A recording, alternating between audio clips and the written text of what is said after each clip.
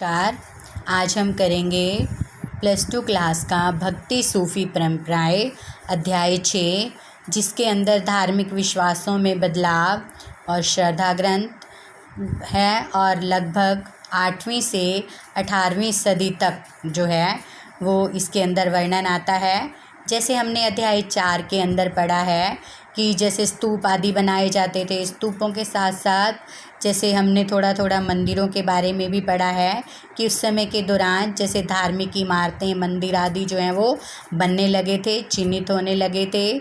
जैसे स्तूप में महात्मा बुद्ध या फिर जो बौद्ध या जैन धर्म के संस्थापक थे, तो बौद्ध धर्म के जो संस्थापक थे उन्होंने अपने स्तूप बनवाए और उसके अंदर जैसे वो बड़े बड़े इमारतें बनवाते थे। तो उसके अंदर जैसे जो लोग थे वो जैसे उसके अंदर हीनयान महायान हमने पढ़ा, और उसके अंदर जो लोग थे जो बौद्ध धर्म को अपनाते थे तो वो वहाँ जा कर के भक्ति आदि करते थे। तो जो जैसे हिंदू धर्म था वो पहले तो पिछड़ गया था, लेकिन बाद में धीरे धीरे जैसे फिर से इसके अंदर आने लगा, तो उसके लिए भी मंदिर आदि जो है वो बनवाए जाने लगे। तो उसके दौरान भी मूर्तियाँ जो हैं वो हमें मिली हैं। तो जैसे इसके अंदर पहला पॉइंट आता है धार्मिक विश्वासों का आचरण।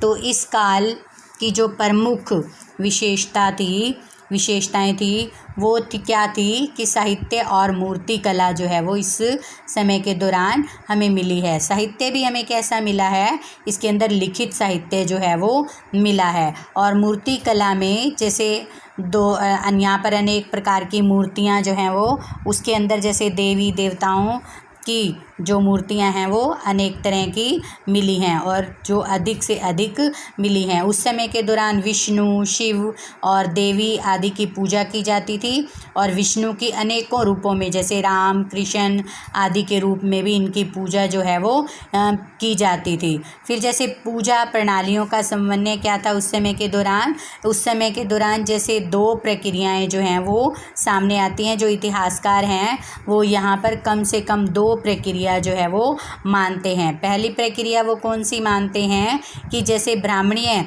विचारधारा थी उस समय के दौरान, और पौराणिक ग्रंथों की जैसे रचना हुई, और उस समय के दौरान संस्कृत भाषा को सरल ही माना जाता था, और उसी भाषा में ही ये जो ग्रंथ थे वो लिखे गए और महान और लघु परंपराएं लिखे गए थे। और प्रक्रिया 2 के अंदर क्या बताया गया है कि जैसे वहाँ उस समय के दौरान जो जाति व्यवस्था थी और स्त्री को भी निम्न माना जाता था, लेकिन प्रक्रिया 2 के अंदर स्त्री, शूद्र और अन्य जो निम्न सामाजिक वर्ग थे के आचरण को ब्राह्मणों के द्वारा जो है वो स्वीकृत किया जाता था। फिर इसके बाद पॉइंट आता है महान और लघु परंपराएं। तो उसके अंदर क्या था कि महान और लघु जैसे शब्द 20वीं शताब्दी के समाजशास्त्रों रॉबर्ट रेडफील्ड द्वारा एक कृषक समाज के सांस्कृतिक आचरणों का वर्णन करने के लिए मुद्रित किए गए।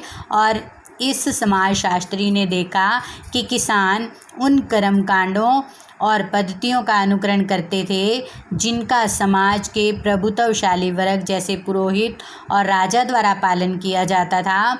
इन कर्मकांडों को रेडफील्ड ने महान परंपरा की संज्ञा दी थी, और साथ ही कृषक समुदाय अन्य लोकाचारों का भी पालन करते थे जो इस महान परिपाटी से सर्वथा भिन्न थे, और उसने इन्हें लघु परंपरा के नाम में अभिहित किया।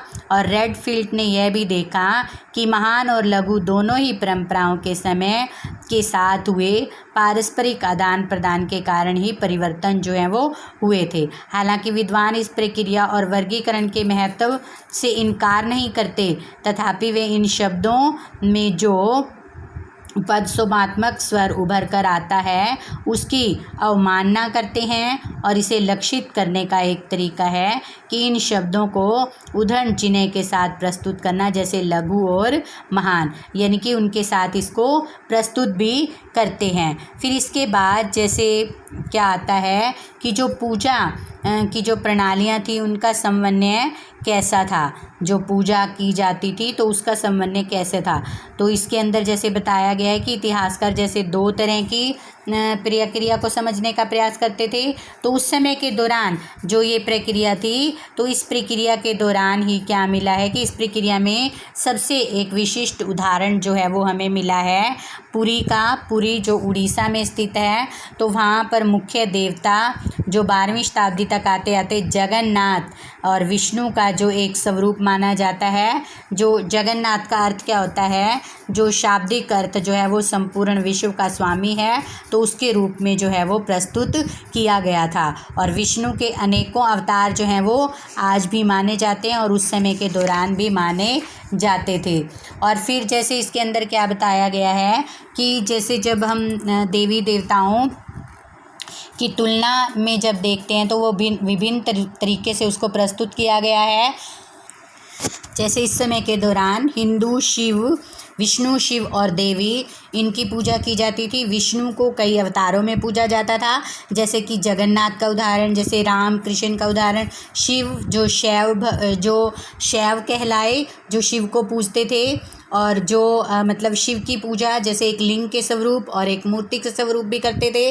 और देवी की पूजा भी उस समय के दौरान जो है वो की जाती थी। तो जैसे ऐसे उदाहरण मिलते हैं कि देवी संप्रदायों के भी उदाहरण मिलते हैं। देवी की उपासना अधिकतर ऐसी पत्थर की मूर्तियों की जाती थी जो सिंदूर से पुती हुई होती थी, और जो उस समय जो स्थानीय देवियों को पौराणिक परंपरा के भीतर मुख्य देवताओं की पत्नी के रूप में मान्यता दी जाती थी, जैसे पार्वती और जैसे लक्ष्मी, विष्णु की पत्नी लक्ष्मी, जैसे शिव की पत्नी पार्वती के रूप में जो है उनको पूजा जाता था। तो उनकी मूर्तियाँ कैसी होती थी, जो सिंदूर से पुती हुई और कलर की हुई मूर्तियाँ होती थी, जिनको उस समय के दौरान देवी स्वरूप जो है वो पूजा जाता था, देवी स्वरूप मान करके पूजा जाता था। तो नेक्स्ट पॉइंट हम भेद और संघर्ष नेक्स्ट वीडियो में करेंगे। धन्यवाद।